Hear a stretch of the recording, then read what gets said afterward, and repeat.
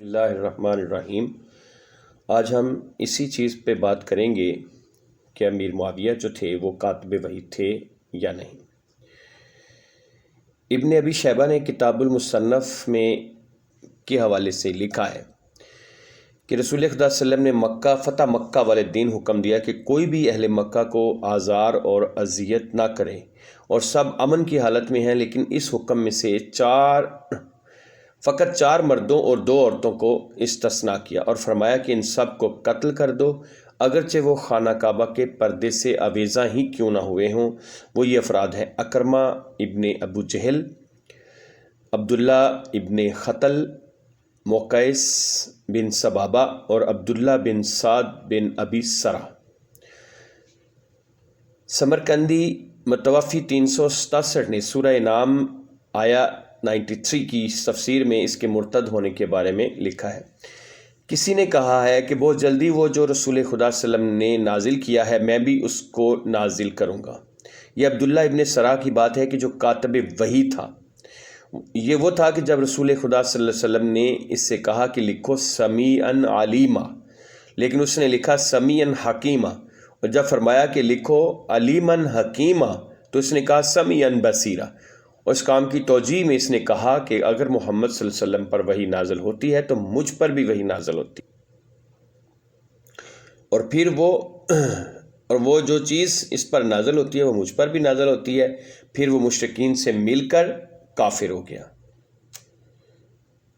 کاتب وحی کے بدن کو زمین قبول نہیں کرتی۔ یہ بات قابل توجہ ہے کہ رسول خدا صلی اللہ علیہ وآلہ وسلم کہ کاتبوں میں سے ایک بندہ مرتد ہو گیا اور اس نے اہل کتاب کی جا کر پناہ لے لی تھی۔ اس کے مرنے کے بعد جب اس کو دفن کرنا چاہتے تو زمین نے اس کے بدن کو قبول کرنے سے انکار کر دیا۔ انس بن مالک کہتے ہیں کہ مسلم نیشا پوری نے لکھا ہے کہ بنی نجار کا ایک بندہ جس نے سورہ بقرہ اور سورہ آل عمران کو پڑھا تھا اور رسول خدا صلی اللہ علیہ وسلم کے لیے لکھا بھی کرتا تھا، وہ فرار کر کے اہل کتاب سے جا کر مل گیا۔ اہل کتاب کا ایسے بندے کو پناہ دینا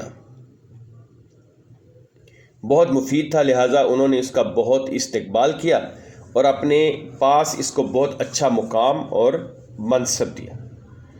زیادہ عرصہ نہ گزرا تھا کہ وہ مر گیا، اس کے لیے قبر کھودی گئی اور اس کو زمین میں دفن کر دیا گیا، لیکن اس کو قبر اپنے اندر سے نکال دیتی تھی اور اس کے بدن کو زمین قبول نہیں کرتی تھی۔ انہیں 3 مرتبہ اس کے بدن کو قبر میں ڈالا، لیکن قبر نے اس کو 3 مرتبہ باہر نکال دیا۔ آخر کار وہ اس کے بدن کو باہر ہی چھوڑ کر لوگ چلے گئے۔ اب حضرت معاویہ کا علی علیہ السلام سے دشمنی کرنا، کاتب وحی ہونا جب عبداللہ ابن سرح کے لیے کوئی مفید نہ ہوا اور اس کو جہنم کی آگ سے نجات نہ دلا سکتا ہو تو معاویہ کے لیے کیسے عصمت لا سکتا ہے، اس کے کبیرہ اور صغیرہ گناہوں کو کیسے ختم کر سکتا ہے؟ کیا کاتب وحی ہونا یہ امام وقت اور رسول خدا صلی اللہ علیہ وسلم کے خلیفہ کے خلاف بغاوت اور خروج کو جائز قرار دیتا ہے؟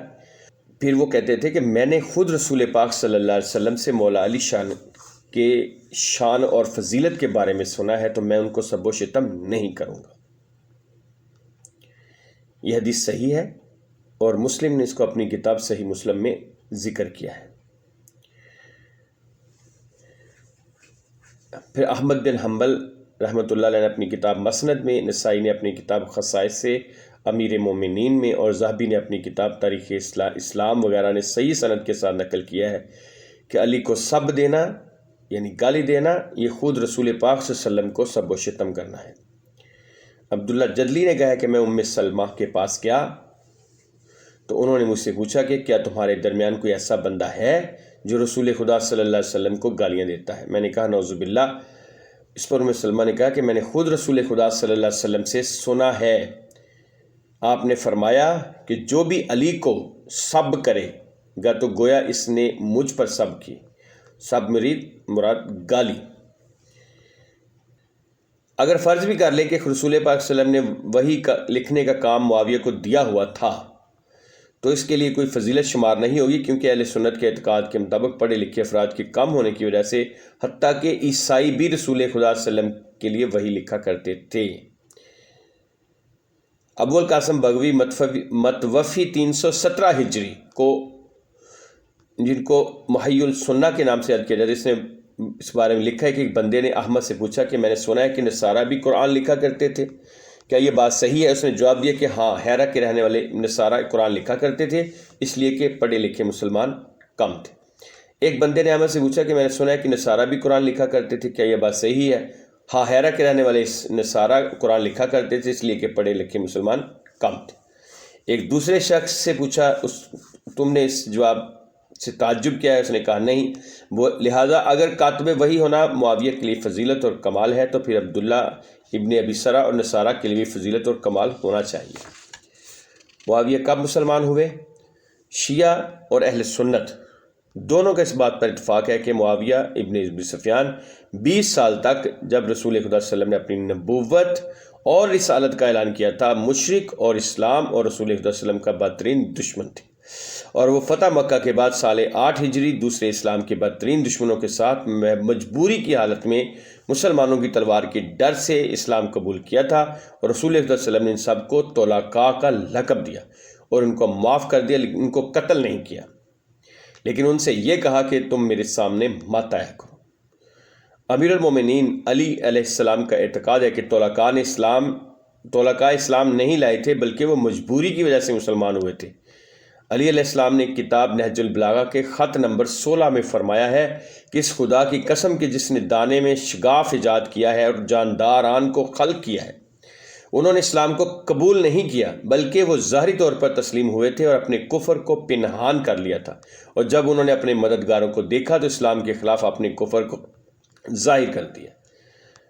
عمار نے بھی اپنے امام کی پیروی کرتے ہوئے کہا ہے کہ خدا کی قسم انہوں نے اسلام نہیں لایا، بلکہ وہ اسلام کے سامنے ظاہری طور پر تسلیم ہوئے تھے، اور جب اپنی مدد کرنے والوں کو موجود پایا تو اپنے باطنی کفر کو ظاہر کر دیا۔ رسول خدا صلی اللہ علیہ وسلم کیسے معاویہ جیسے شخص پر اعتماد کر کے اس کو کاتب وحی بنا سکتے تھے؟ اس کے علاوہ معاویہ ابن ابی سفیان فتح مکہ کے بعد مسلمان ہوا، پھر مکہ میں ہی رہا، اور رسول خدا صلی اللہ علیہ وسلم مکہ سے مدینہ چلے گئے، لہٰذا کوئی ایسا موقع اور فرصت پیش ہی نہیں ہے کہ معاویہ نے وحی لکھی ہو۔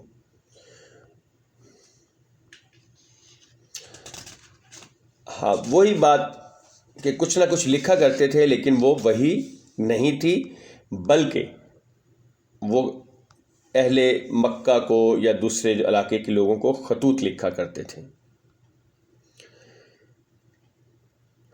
ایک شخص کہ جس نے رسول خدا صلی اللہ علیہ وسلم کی اس بات کو سنا تھا، یعنی کہ کون سی بات کہ رسول صلی اللہ علیہ وسلم اپنی شمشیر کے ساتھ اس کے پہلو کی طرف اشارہ کیا اور فرمایا کہ جو بھی بندہ جس دن اس شخص کو حاکم بنا ہوا دیکھے تو شمشیر کے ساتھ اس کے پہلو کو شگاف کے ساتھ پھوڑ دے۔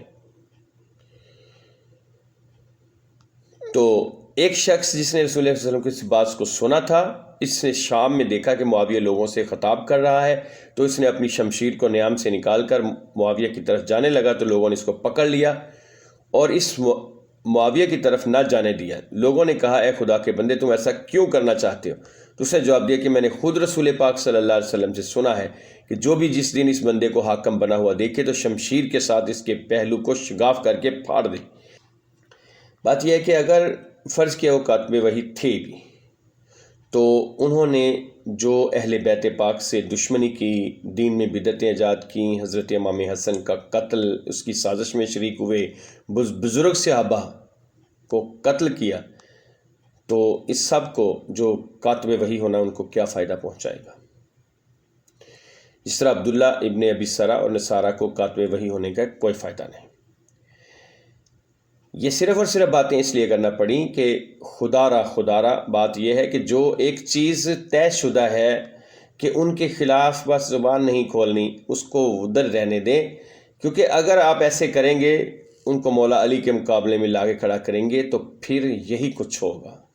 اس لیے برائے مہربانی اپنے آپ کو اس چیز سے نکالیں اور جو عقیدہ ہے اسلام کا، اہل سنت والجماعت کا، اس کو قائم رکھیں۔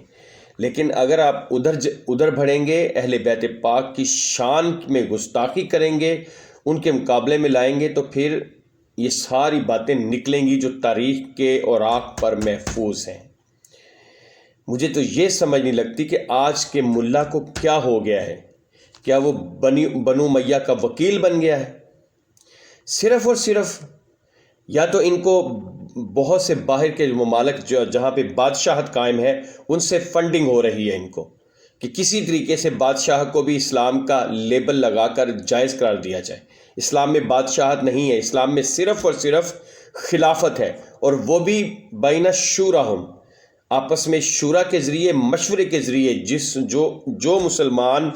جس مسلمان کو چنا جائے، اور شورا کون سی؟ جو اس وقت کے انٹلیکچوئل لوگ تھے وہ چنا کرتے تھے۔ ایسے نہیں ہے کہ جو مرضی خود بخود ہی کوئی اپنے علاقے پر قبضہ کر کے تو حکمران بن جائے، ایسا کبھی نہیں ہوا۔ یہ اسلام کے عصمت پر ایک داغ لگا دیا گیا۔